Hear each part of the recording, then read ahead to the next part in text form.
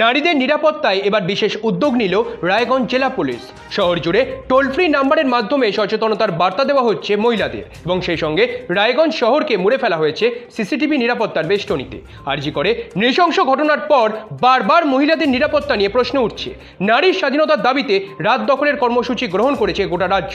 সেক্ষেত্রে মেয়েরা রাস্তাঘাটে কিংবা কর্মক্ষেত্রে কতটা সুরক্ষিত তা নিয়ে চলছে বিস্তর আলোচনা, যেখানে রয়েছে helpline number, Raiganj police station number এবং কন্ট্রোল রুমের নাম্বার।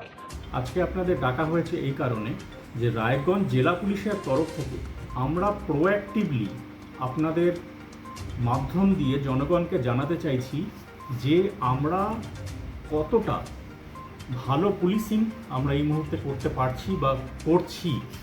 তার প্রথম উদাহরণ হচ্ছে আপনারা দেখবেন বিভিন্ন রকম প্রায় 100টার মতন বোর্ড, যার মধ্যে ওমেন হেল্পলাইনের নাম্বার, যার মধ্যে রায়গঞ্জ পিএস নাম্বার এবং কন্ট্রোল রুমের নাম্বার, এইটা আমরা দিয়ে মোটামুটি 100টা বোর্ড আমরা শহরের বিভিন্ন জায়গায় লাগিয়েছি।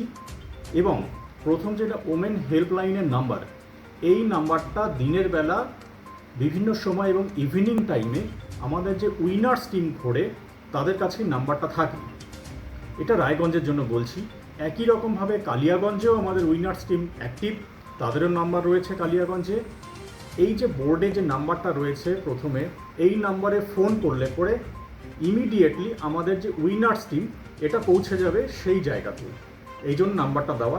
সেকেন্ড নাম্বার রায়গঞ্জ পিএসএর নাম্বার এবং থার্ড নাম্বার কন্ট্রোল রুমের নাম্বার। কন্ট্রোল রুমের নাম্বারের মাধ্যমে ফোন করলে পরে রায়গঞ্জ পুলিশ জেলার বিভিন্ন জায়গা, যে কোনো প্রান্তে যে কোনো সমস্যা হলে পরে ইমিডিয়েট সেখানকার পুলিশ সেটা হস্তক্ষেপ করবে। এটা 1 নম্বর। 2 নম্বর, আমরা রায়গঞ্জ টাউনটাকে পুরোটাই সিসিটিভির কভারেজে নিয়ে এসেছি।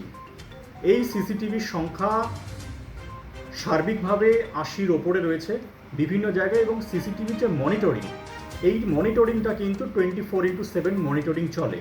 যেখানে কোনো রকম সমস্যা দেখতে পাচ্ছি আমরা, সেখানে আমাদের রায়গঞ্জ থানার আন্ডারে যে মোবাইল ভ্যানগুলো ঘুরছে, সেই মোবাইল ভ্যানগুলো ইমিডিয়েট সেই জায়গায় পৌঁছে যাচ্ছে এবং সিসিটিভির ফুটেজটা দেখে সেই জায়গায় ইনকোয়ারি করছে এবং তার সাথে কন্ট্রোল রুমকে এটা জানাচ্ছে।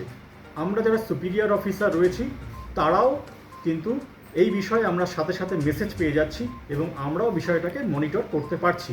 একইভাবে কালিয়াগঞ্জ শহরেও যথেষ্টভাবে সজাগ রয়েছে উইনার্স টিম।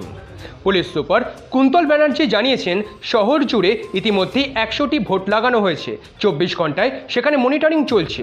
কোথাও সমস্যা নজরে এলেই তৎক্ষণাৎ পুলিশ ভ্যান সেখানে পৌঁছে গিয়ে ঘটনা তদন্ত করছে। উত্তর দিনাজপুর থেকে তন্ময় চক্রবর্তীর রিপোর্ট, সংবাদ শিরোনাম। আপনারা দেখছেন সংবাদ শিরোনাম।